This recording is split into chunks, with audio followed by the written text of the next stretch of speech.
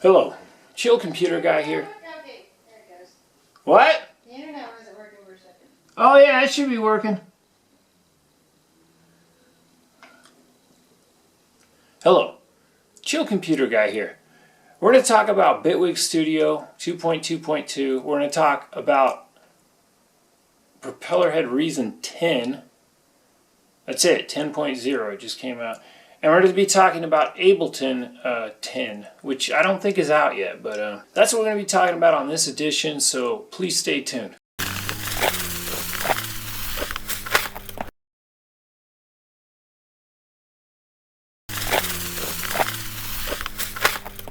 Thanks for tuning in.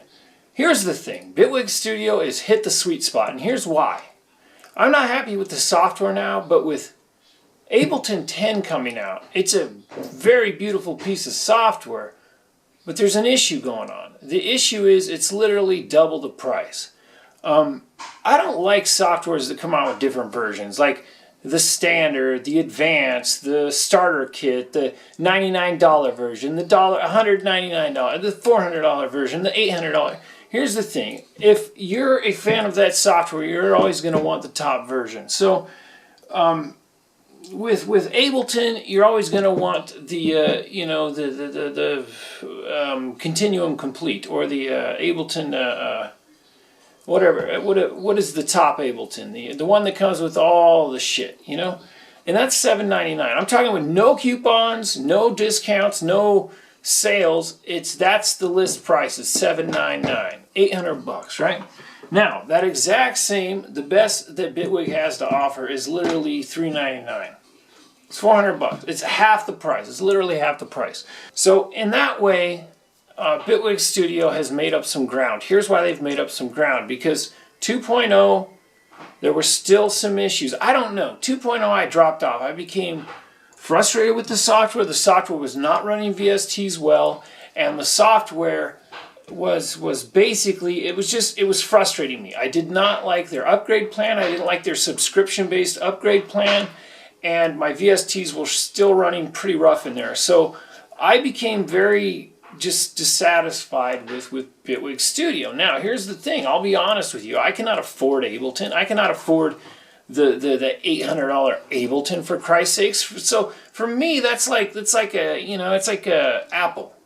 It's like having a Mac or something. It's something that ultimately you would love to have, but you can't really afford it. And so that piece of computer or piece of software or piece of product must be a certain level above everybody else to really warrant them charging for that. This is where the golden opportunity is for Bitwig, because Bitwig can make up some ground here, because Ableton 10 was okay. Don't get me wrong. It's a great upgrade, but it wasn't as great as a lot of people, it wasn't as great as a lot of people thought it was going to be. Therefore, in my opinion, Bitwig 2.2.2 made up some ground simply because VSTs run better in the software now. VSTs do not run as well, in my opinion, in a Reason environment. Now, as far as the Propellerhead, they have made some grounds on VSTs as well, because the original 9.5, when they first came out, VSTs ran horrible in the software. It was not good, but it has steadily gotten better, and it has been much improved in Propellerhead Reason 10. So both of those softwares are making huge leaps. Ultimately, Propellerhead Reason, I think, is the most cohesive, where I personally make my best music, but this piece of software has serious workflow issues. Like workflow issues that make me not want to make music in it. That's serious to me. And to me, Reason 10, I was expecting more. So that was a huge setback for Reason, but now Reason's running VSTs better, so that Reason environment plus VSTs, there's a sweet sauce going on there. That's nice, because they're running better in Propellerhead Reason. Bitwig Studio right now is running VSTs very well as well. Bitwig Studio is missing a couple of major things. If I see a 2.5 coming on in the in the next, let's say the next year, If I see a regroove mixer, I see a groove pool as in Ableton, or a regroove mixer as in Propellerhead Reason. Now, if I see those added to the software, I'm going to jump ship. I'm going to go over to Bitwig Studio again, because I think it has, from 2 to 2.22, there's been some serious headway made as far as VST's running. The DSP issues are taken care of. And so in my opinion, if they just add that regroove, some sort of a way to control the groove of your MIDI notes, you know, the velocity of the groove, just kind of like a regroove mixer or a groove pool, I could see that being a major, major plus for Bitwig Studio. So I honestly think right now is their golden moment, because Ableton 10 was not as impressive as people were expecting. And they're going after Ableton in the market, and they're really, really going after, they basically ripped off Ableton. I'll be blunt here. But Ableton is double the price of Bitwig Studio. Now, I don't know. I mean, if you're coming into the DAW market and, you know, money's not an issue, you know, Ableton is still, I think, Ableton is stiff. There's a certain level for me. Studio One is the stiffest DAW I've ever worked in personally. Studio One is amazing. Features-wise, it has every possible thing you could ever possibly want, but it is the stiffest piece of software I've ever used. Ableton, to me, feels stiff. It feels stiffer than Bitwig Studio. Reason is the smoothest of all of them. I love Reason, but there's workflow issues there.